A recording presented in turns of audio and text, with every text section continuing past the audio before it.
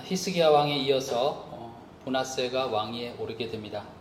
12세의 왕위에 올라서 남유다를 55년 동안 다스렸다라고 성경 말씀하고 있습니다. 아버지 히스기야 왕은 어떤 왕이었습니까? 성경이 말씀하는 그대로 히스기야 왕을 보면요, 열왕기하 18장 3절에 히스기야가 그의 조상 다윗의 모든 행위와 같이 여호와께서 보시기에 정직하게 행하여 하나님을 섬기며 하나님을 찬양했던 다윗의 길을 갖고 하나님 보시기에 정직하게 행하였다요. 열왕기하 18장 5절에도 히스기야가 이스라엘 하나님 여호와를 의지하였는데 그의 전후 유다 여러 왕 중에 그러한 자가 없었으니, 유다의 어떤 왕보다도 하나님을 의지했던 왕이었대요. 18장 6절에도 곧 그가 여호와께 연합하여 그에게서 떠나가지 아니하고 여호와께서 모세에게 명령하신 계명을 지켰더라. 하나님과 연합하여 살았대요. 하나님과 떠나가지 않았대요. 명령하신 계명을 지키는 삶을 살아갔대요. 18장 7절에도요, 여호와께서 그와 함께 하심에 그가 어디로 가든지 형통하였더라. 그런 히스기야에게 하나님께서 함께 하셨고 어디로 가든지 형통케 하였다라고 되어 있습니다. 그리고 우리가 지난주에도 봤지만 히스기야는 기도의 사람이었던 것을 우리는 기억하고 있습니다. 아수르의 침략에 하나님께 기도했죠. 아수르가 보낸 그 선전포고의 편지를 하나님 앞에 내어놓고 마음을 토하여서 기도하게 될 때에 그의 나라가 구원받게 되었죠. 또 죽을 병에서도 하나님께 기도함을 통하여서 15년의 생명을 연장받게 된 그런 사실을 우리가 보았습니다. 그 히스기야를 보게 되면 이렇게 완벽한 믿음의 사람이 있을까라고 생각할 정도로 그렇게 성경이 표현하고 있습니다. 아버지가 이런 믿음의 사람이었어요. 그러면 아버지가 이런 믿음의 사람이면 자녀는 어떨 것 같습니까? 자녀는 당연히 그런 아버지를 보고 자랐을 테니, 아버지의 영향을 받았을 테니 자녀 또한 믿음의 사람이 되는 것이 마땅할 것 같지 않습니까? 근데 그 자녀, 오늘 주인공 므낫세를 보니까 므낫세는 오늘 성경 말씀을 보면 알겠지만 한마디로 최악입니다. 아버지가 헐어버렸던 산당을 다시 세웠고요, 우상의 제단을 쌓았습니다. 바알신, 아세라, 일월 성신을 경배했고요, 그 우상의 제단을 여호와의 성전에 또 쌓아뒀대요. 이거 기가 막힌 것 아닙니까? 아니, 다른 장소에 우상을 세워두고 제사를 드리는 그것도 속상한 일인데, 여호와의 제단에 그 우상을 같이 갖다 놓고 우상을 섬겼다는 거예요. 그리고 오늘 본문 말씀에도 나와 있지만요, 자기 아들을 제물로 드렸대요. 인신 제사를 드리게 된 거죠. 이방의 우상 숭배의 영향을 받아서 사람을 제사로 드린 거예요. 자기 아들을 제사로 드린 거예요. 점치고 사수를 행하면서 신접한 자와 무당을 신음했습니다. 하나님이 창조자이시고 하나님께서 우리의 주인이신데, 이런 점이며 사술이며 신접한 자, 무당, 그들을 신음하고 그들을 가까이 했어요. 무죄한 자의 피를 많이 흘렸다라고 또 얘기하고 있습니다. 무죄한 자의 피를 흘려서 예루살렘 이 끝에서 저 끝까지 가득하게 됐대요.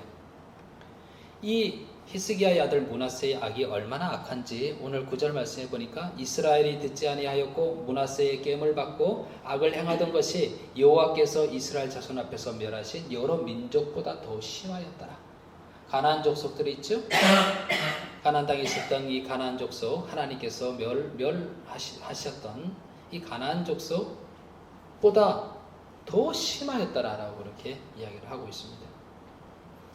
아니, 생각해보게 되면 어떻게 이럴 수가 있습니까? 콩 심은 데 콩 나고 팥 심은 데 팥 나는 것이 당연한 이치일 텐데, 믿음의 아버지 히스기야 밑에 있었다면, 히스기야의 자녀라면 보고 들은 것이 있을 텐데, 그 믿음의 환경 속에서 자랐는데 어떻게 이런 최악의 아들이 나올 수 있을까요? 우리가 서로 성도들 사이에서 이렇게 고민할 때가 있잖아요. 자녀의 문제 때문에 서로 상담하고 고민을 이야기할 때 이렇게 얘기할 때가 있잖아요. 부모가 믿음이 바로 서야 자녀들의 믿음의 사람이 된다. 이렇게 권면 많이 하죠. 또 그런 권면을 받기도 하죠. 자녀는 어려서부터 믿음으로 잘 양육해야 된다. 훈련해야 된다. 그렇게 이야기합니다.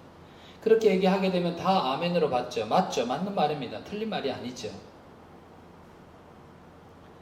또 때로는 부모님이 내가 좀 더 믿음으로 우리 자녀들에게 본을 보여야 되는데 그렇지 못했던 자기의 모습을 보면서 내 탓이다라고 하는 자책감도 가지게 되죠. 부모가 자식에게 영향을 끼친다라고 하는 것은 분명한 사실입니다. 자녀는 어려서부터 부모가 어떻게 하는지를 보고 자라기 때문에 그렇습니다. 그것이 유형적인 거든 무형적인 것이든 부모님의 가르침은 자녀들에게 영향을 끼치게 되죠. 외할머니의 신앙의 모습과 어머니의 신앙의 모습에 크게 영향을 받았던 인물이 있습니다. 디모데라고 하는 인물 있죠. 신약의 디모데가요. 디모데에 대해서 이야기를 하면서요. 디모데후서 1장 5절에 보게 되면 이는 내 속에 거짓이 없는 믿음이 있음을 생각함이라. 이 믿음은 먼저 내 외조모 로이스와 내 어머니 유니게 속에 있더니 내 속에도 있는 줄을 확신하노라. 이 외할머니와 어머니의 믿음의 영향을 받아서 너가 신실한 믿음을 가졌다는 것을 내가 확신하노라 라고 하는 얘기죠. 그러니 영향을 받은 거죠. 큰 영향을 받은 거죠. 왜 아버지는 안 나오고 할아버지는 안 나오는지 참 그것도 속상한 일이지만 그만큼 우리 어머니의 영향이 크다라는 것을 보게 돼요. 유대인들도 보게 되면 이 사람이 유대인인지 아닌지를 판별하는 것이 어머니가 유대인이냐 아니냐라고 하는 것이잖아요. 그 이유가 뭐겠습니까? 그토록 어머님의 교육의 영향이 크다라고 하는 것을 인정하게 되는 거죠. 분명히 자식이 부모의 영향을 받는 것이 맞습니다. 그런데 오늘 히스기야의 아들 이 므낫세의 최악의 경우를 보면서요, 우리는 뭘 보게 됩니까? 꼭 이를 일반화할 수 없다라고 하는 것을 알게 됩니다. 성경을 보게 되면 훌륭한 아버지 밑에 꼭 훌륭한 아들이 나오는 것이 아니고 때로 악한 아들이 나오고요. 악한 아비 밑에서도 훌륭한 아들이 나오는 것을 보게 됩니다. 또 우리도 주변에서 보는 바 그런 것을 보게 되잖아요. 아버지는 참 훌륭한데 자식은 정말 말하고 싶지 않은 그런 자식이 있잖아요. 또 아버지는 너무 형편없는 것 같은데 자식이 너무 훌륭하게 큰 경우 있잖아요. 그런 경우를 우리는 또 보게 됩니다. 그러니 우리가 좋은 환경 속에 있었던 불행한 환경 속에 있었던 지금의 내 모습이 전적으로 환경의 영향을 받은 결과라고 그렇게 생각해서는 안 됩니다. 우리가 이렇게 생각할 경우가 많습니다. 멋지게 내가 생각하기에 멋지게 자란 사람을 보고 또 뭔가 성공한 것 같은 그런 사람을 보고 사람들이 이렇게 얘기할 수 있어요.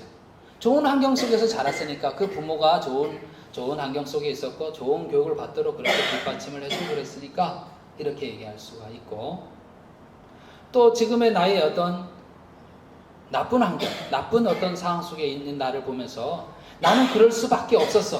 좋은 부모를 만나지도 못하고 또 내가 노력하려 그래도 내게 어떤 나를 밀어주는 그런 힘이 없었어. 이렇게 얘기할 수도 있잖아요. 그러니까 우리는요, 환경의 탓으로 돌리는 수가 많습니다. 전적으로 환경의 영향을 받은 것으로 그 결과로서 그렇게 생각하는 경우가 많습니다. 그런데 이 히스기야와 므낫세의 경우를 딱 보니까 어떤 생각을 하게 됩니까? 꼭 그렇지 않다는 것을 알게 됩니다.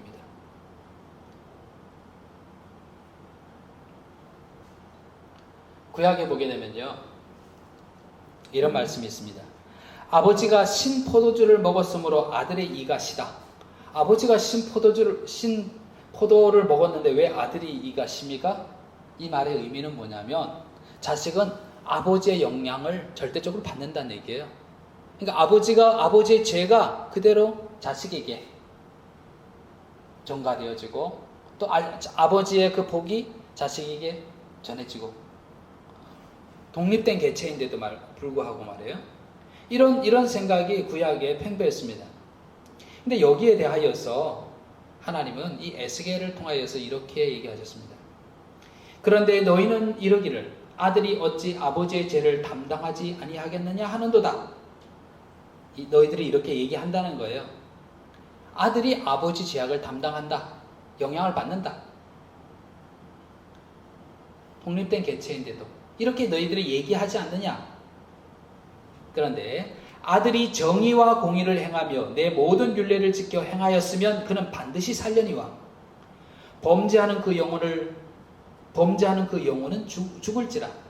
아들은 아버지의 죄악을 담당하지 아니할 것이요 아버지는 아들의 죄악을 담당하지 아니하리니 의인의 공의도 자기에게로 돌아가고 악인의 악도 자기에게로 돌아가리라.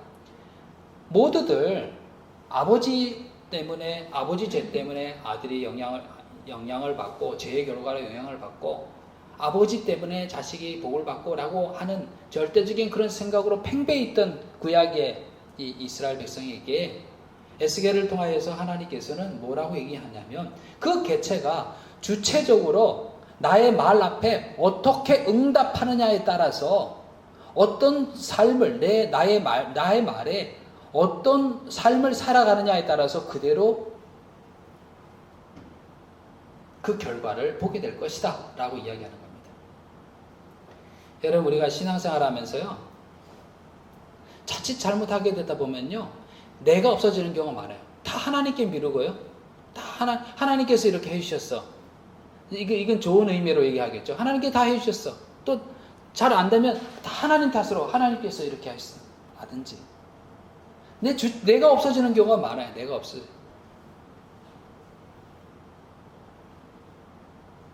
그리고 이렇게 얘기를 하면 마치 믿음이 있는 것처럼 모든 걸 하나님께서 이렇게 하면 믿음이 있는 것처럼 보일 수가 있습니다.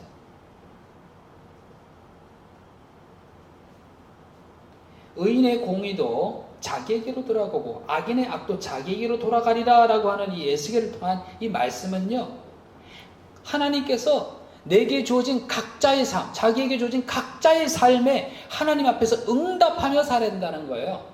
책임적인 존재로 살아야 된다는 걸 얘기하고 있습니다. 우리 기독교인이 이 부분이 얼마나 약한지 몰라요. 지금 현재 말입니다. 보게 되면. 이런 경우 있잖아요. 젊은이들이, 청년들이 어떤 신천지나 이런 곳에 빠지는 그 원인에 대해서 분석하면서 이런 분석도 있잖아요. 뭐냐면 이 사회 속에서 자기가 경쟁하고 감당해야 될 힘이 그 짐이 너무 크니까 무거우니까 뭐냐면 그냥 하나님께서 모든 것을 해주신다. 하나님만 잘 믿으면 된다라고 하는 그 속에 그 말에 거기에 갇혀서 내 지금 현실의 삶에서 하나님 말씀을 받아서 주체적으로 책임지며 살아가야 될 이 상황을 회피하며 살아간다는 거예요.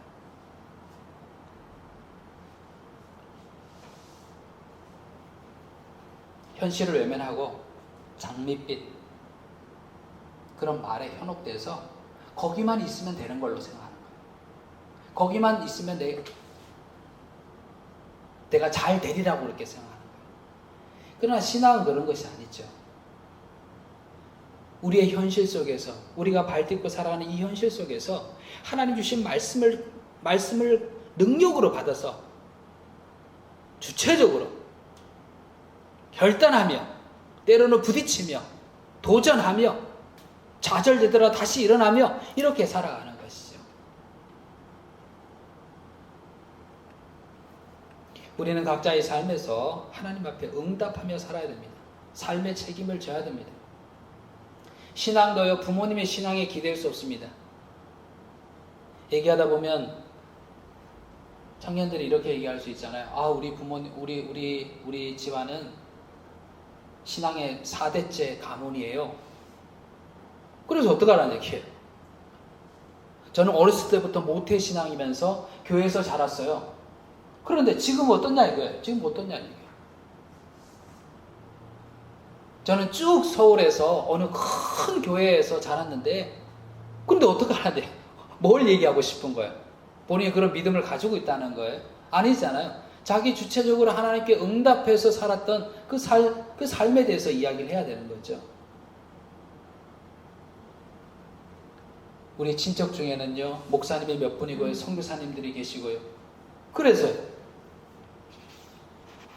너무 기대어서 마치 그것이 자기의 믿음을 대변해 주는 것처럼 이야기하는 경우들이 있죠. 그렇지 않죠.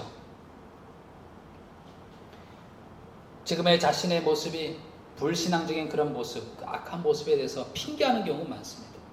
나는 좋은 부모님을 만나지 못했고, 나는 좋은 멘토를 만나지 못했고, 좋은 환경 속에 처하지 못했다라고 그렇게 핑계할 수가 있습니다.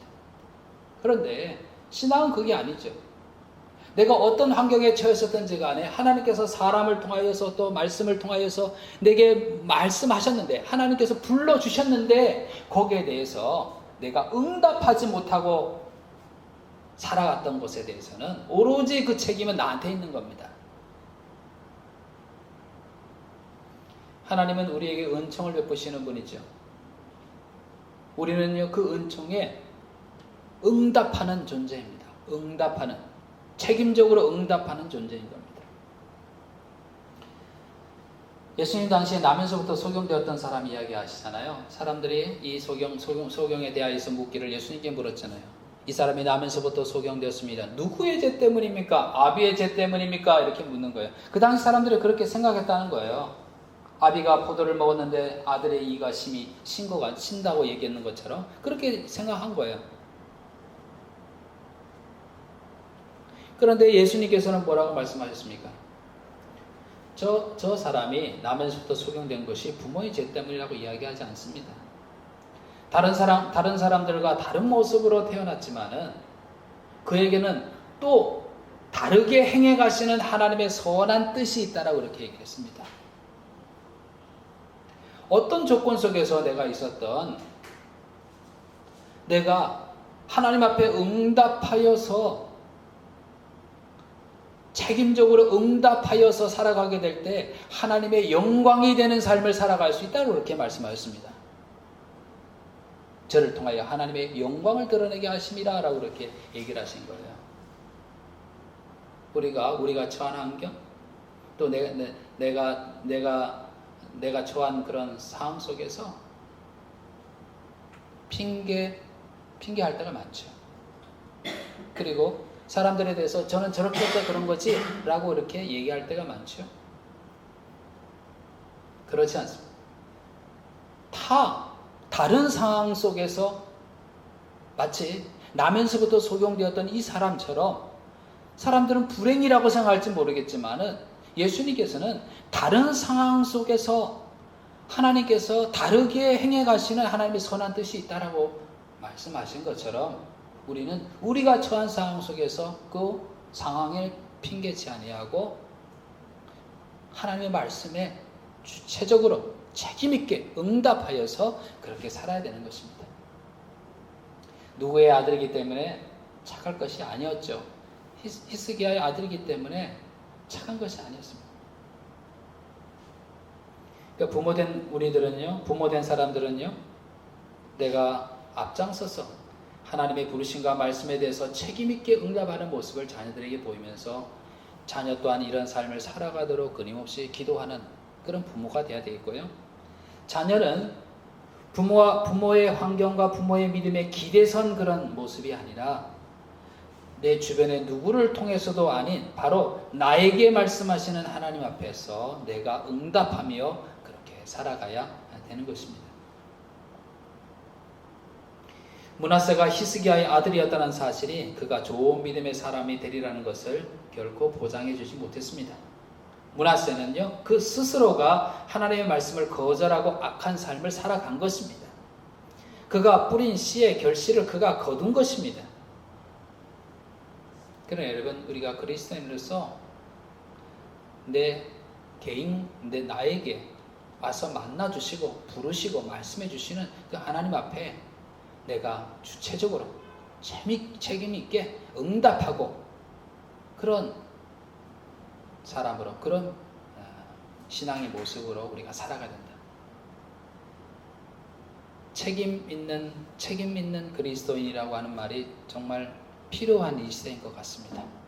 다 주변으로 하나님께 미루고 주변으로 미루고 자기 주체는 없고 자기 주체가 없으니까 회개도 없죠. 그런 모습이 아니라 하나님의 은총과 그 은총에 대한 응답, 책임 있는 응답, 이 모습으로 살 수 있는 그리스도인이 되어야 됩니다. 또 오늘 므낫세의 모습에 대해서 말씀하고 있는 본문을 보게 되면요, 한 가지 의문이 됩니다. 아까 9절 말씀도 읽었는데요, 다시 한번 보면요, 이 백성이 듣지 아니하였고 므낫세의 계명을 받고 악을 행한 것이 여호와께서 이스라엘 자손 앞에서 멸하신 여러 민족보다 더 심하였더라. 11절에도 보니까 유다 왕 므낫세가 이 가증한 일과 악을 행함이 그 전에 있던 아모리 사람들의 행위보다 더 심하였고 또 그들의 우상으로 유다를 범죄하게 하였도다. 어떤 의문이 들지 않습니까?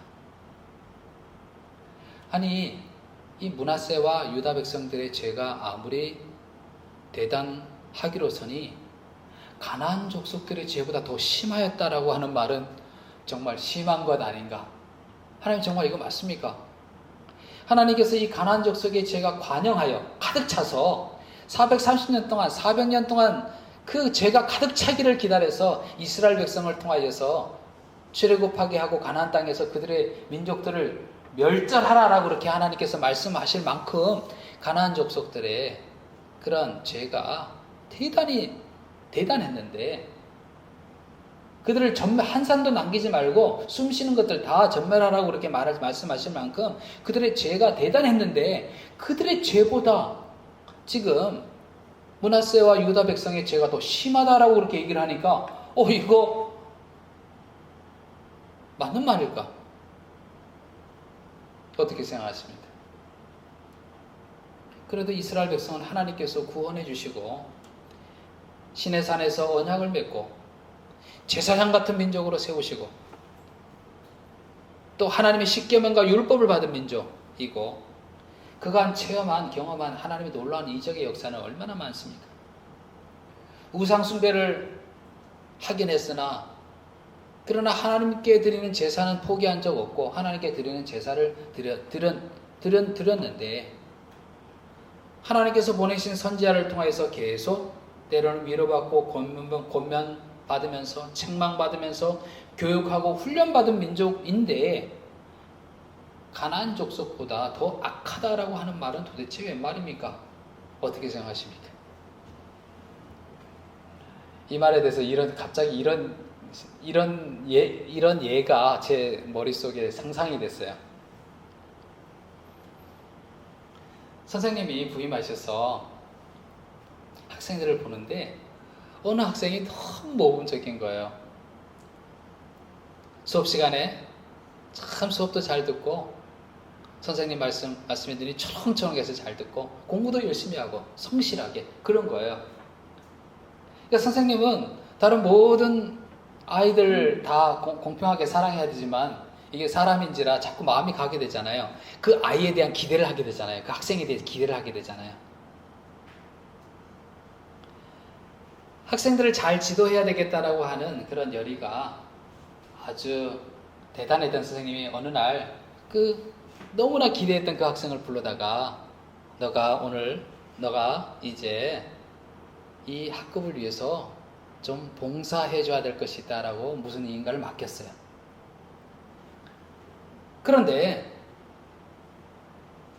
기대를 가지고 맡겼던 이 일을 이 아이가 그냥 하질 않은 거예요.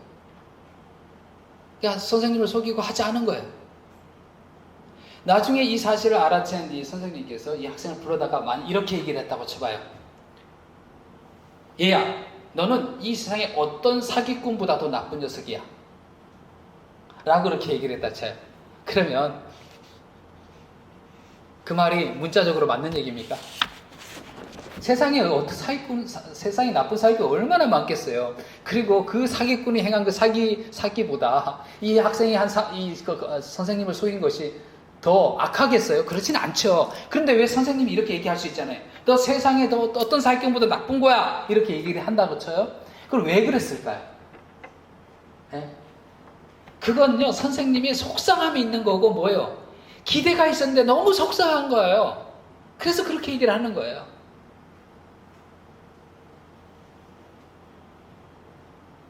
그렇다 그러면 이 유다 백성에게 이 므낫세와 유다 백성에게 왜 하나님께서 가나안 족속보다 더 악한 놈들이야 라고 이렇게 얘기하는 이유를 알겠죠. 거기에 뭐가 묻어져 있는 겁니까? 그들을 향한 애정과 너무 하나님께 속상하시고 그들을 향해서 기대하고 있었던 거였어요.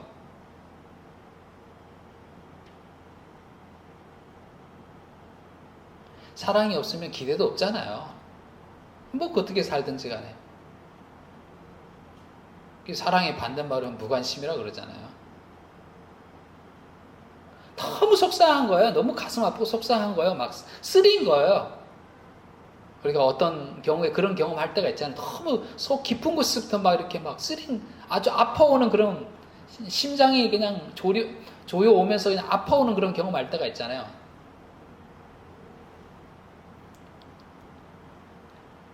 내가 너를 얼마나 기뻐하며 믿었는데, 내가 너에 대한 기대가 얼마나 큰데, 너를 통해서 하고자 하는 일이 내 마음속에, 그 계획들로 내 마음에 가득하고 있는데, 너 도대체 왜 이런 거야? 라고 말씀하시는 거죠. 유다 백성을 향한, 이스라엘 백성을 향한 하나님의 기대는 뭐였습니까?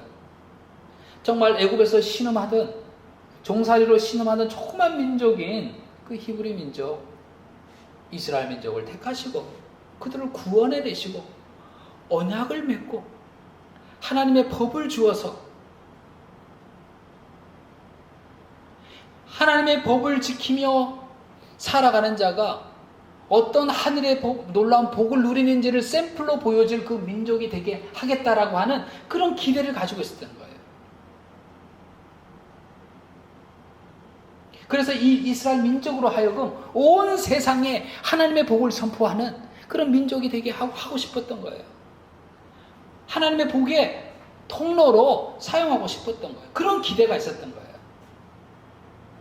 하나님이 아브라함을 부르시게 될 때 아브라함에게 말씀하신 말씀이 있죠. 내가 너로 큰 민족을 이루고 내게 복을 주어 내 이름을 창대하게 하리니 너는 복이 될지라. 아브라함의 후손, 믿음으로 구원받은, 믿음으로 하나님의 백성된, 하나님의 자녀된 자를 통하여서 복이 흘러나가는 그 일을 마음에 염두에 두시고 아브라함에게 얘기하신 거잖아요. 너희가 만일 내가 오늘 너희에게 명하는 너희의 하나님 여호와의 명령을 들으면 복이 될 것이요 너희가 내게 대하여 제사장 나라가 되며 거룩한 백성이 되리라. 너는 이 말을 이스라엘 자손에게 전할지니라. 하나님의 꿈이 있었죠.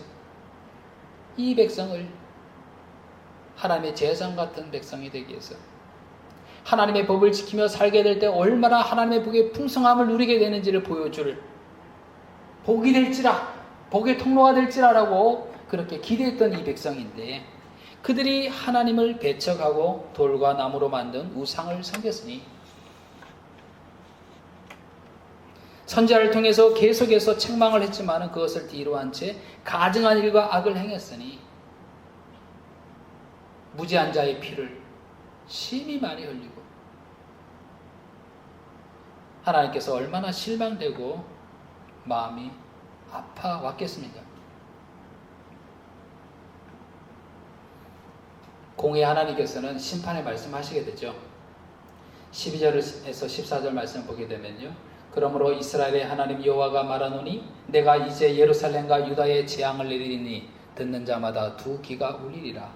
내가 사마리아를 잰 줄과 아합의 집을 달인 보던 추를 예루살렘에 베풀고 또 사람이 그릇을 씻어 엎음같이 예루살렘을 씻어버릴지라. 내가 나의 기업에서 남은 자들을 버려 그들의 원수의 손에 넘긴즉 그들이 모든 원수의 손 오락거리와 겁탈거리가 되리니. 이 남유다, 남왕국 이 유다도 이미 멸망한 북왕국과도 같이도 비극적인 운명에 처할 것이라고 그렇게 말씀하셨고 이후의 역사를 보게 되면 남유다도 바벨론에 의해서 망하게 되고 사람들은 포로로 잡혀가게 되죠. 하나님의 복을 전하는 제사장 같은 민족으로 기대했으나 하나님을 배척하고 우상을 섬기고 악을 행했던 이 므낫세와 유다 백성들의 모습을 보면서요 우리가 뭘 생각하게 됩니까? 지금 우리 그리스도인의 모습, 우리 그리스도인 우리를 생각하게 됩니다. 하나님이 종살이하는 그들을 구원하신 것처럼요, 우리도 죄의 노예에서, 사망의 노예에서, 사단의 노예에서 종노릇 하던 우리를 하나님께서 구원해내셨잖아요. 신의 산에서 하나님께서 이 이스라엘 백성과 언약을 맺었던 것처럼요, 우리는 예수님 안에서 새 언약을 맺었습니다. 십계명을 주고 율법을 통해서 하나님의 법을 가르친 것처럼요, 성령님께서 우리 마음 가운데 하나님의 말씀을 새겨 넣겠다라고 말씀하시며 바로 우리 마음속에 하나님 말씀이 새겨지게 되었습니다. 너는 복이 될지라 라고 아브라함에게 외쳤던 것처럼 우리를 통하여서 왕같은 제사장으로 세우셔서 거룩한 족속으로 우리를 세우셔서 이 땅 가운데 하나님의 살아있음을, 하나님을 믿고 하나님의 말씀에 순종하는 자가 복을 누림을 선포하는 사람으로 우리를 택하셨지 않습니까? 이스라엘 백성을 향하여서 기대했던 것처럼 뭡니까? 우리를 향한 기대. 우리 그리스도인 된 우리를 향한 하나님의 기대가 느껴지지 않습니까? 그러나 너희는 택하신 족속이요 왕같은 제사장들이요 거룩한 나라요 그의 소유가 된 백성이니 이는 너희를 어두운 데서 불러내어 그의 기이한 빛에 들어가게 하신 이의 아름다운 덕을 선포하게 하려 하심이라. 바로 우리를 통한 하나님의 기대가 바로 여기지 않습니까? 우리를 택하셔서 거룩한 족속, 왕같은 제사장, 하나님의 것으로 삼으셔서 우리로 하여금 하나님의 그 아름다운 덕을 선포하게 하시려 하시는 것, 이것이 바로 하나님께서 우리를 향하신 기대 아닙니까?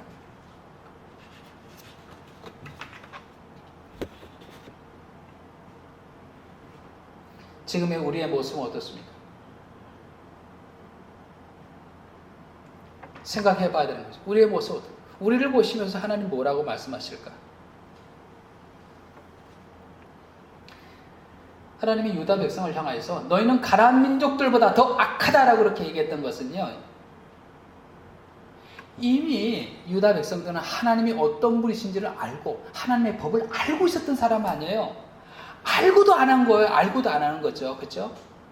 차라리 모르는 이방인이었다면, 하나님에 대해서 알지도 못하고 하나님 법에 대해서 알지도 못하는 이방인이었다면 하나님 이렇게 속상하지는 않았을 텐데, 하나님이 너무나 속상하고 절망스러운 것은 뭐냐면 하나님을 알고도, 하나님 말씀을 알고도, 그 법을 받고도 행하지 않았다는 거예요. 알고도 속였다는 거예요. 알고도 그렇게 우상을 따라서 살아갔다는 거예요. 악을 행하며 살아갔다는 거죠. 그렇다면 우리가 예수님을 통해서 하나님이 어떤 분이신지를 안다고 그렇게 고백하는 그리스도인 아닙니까? 성경 말씀을 우리가 보면서 하나님 이런 분이시구나 라고 이야기하면서 서로 큐티를 하면서 그것을 나누는 사람이 바로 우리 그리스도인 아닙니까? 그런데 알고도 이를 외면하며 살아간다면 하나님께서 우리에게 너가 더 악하도다 라고 그렇게 얘기하지 않겠습니까? 야고보서 4장 17절에 그러므로 사람이 선을 행할 줄 알고도 행하지 아니하면 죄니라. 우리는 죄에 대해서 이야기할 때 어떤 것을 범하는 것을 죄라고 이야기하기 쉽지만은 이 말씀을 보게 되면요, 알고도 마땅히 해야 될 것을 행하지 않는 것이 죄라 그렇게 얘기하고 있습니다. 야고보서 1장 25절에도요, 자유롭게 하는 온전한 율법을 들여다보고 있는 자는 듣고 잊어버리는 자가 아니요 실천하는 자니 이 사람은 그 행하는 일에 복을 받으리라. 여러분, 우리가 잘 알다시피 많은 지식인들이요, 이론적으로 알면서도 그렇게 살아가지 않습니다. 본인이 가르치면서도 사실 본인은 그렇게 살아가지 않습니다. 똑같이 우리 많은 그리스도인들이 성경 말씀을 보면서 묵상하고 하나님이 어떤 분인지 잘 알면서도 그렇게 행해가지 않는 경우가 너무 많습니다.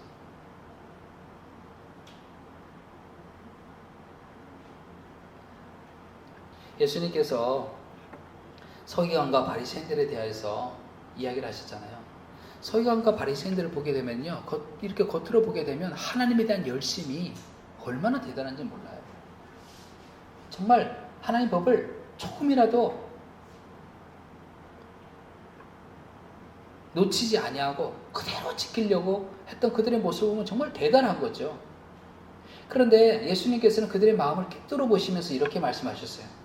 화 있을진저 외식하는 서기관들과 바리새인들이여 회칠한 무덤 같으니 겉으로는 아름답게 보이나 그 안에는 죽은 사람의 뼈와 모든 더러운 것이 가득하도다. 여러분, 우리가 이렇게 될 수가 있는 거예요.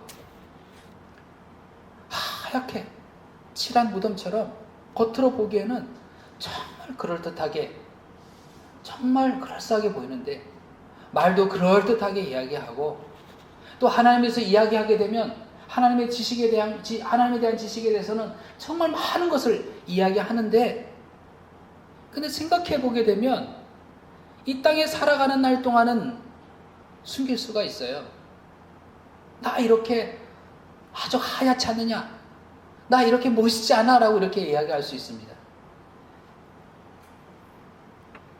그런데 우리가 우리 자신을 이렇게 포장하며 평생 살 겁니까? 하나님 앞에서는 다 중심을 보시는 하나님 앞에서는 다 드러나게 되는데,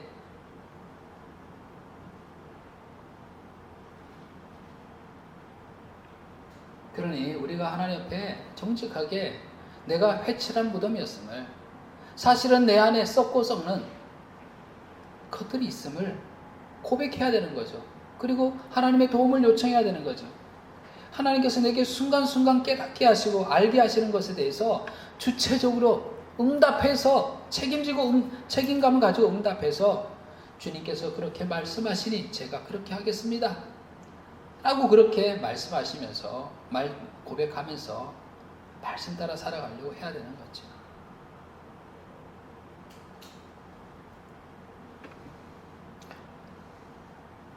오늘 히스기야의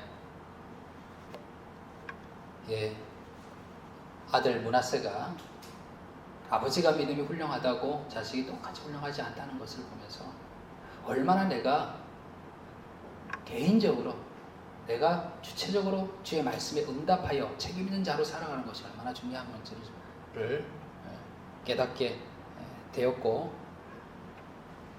또 유다 백성들을 향해서 너희가 가나안 족속들보다 더 악하다라고 하는 말을 통해서 우리 믿는 자들이,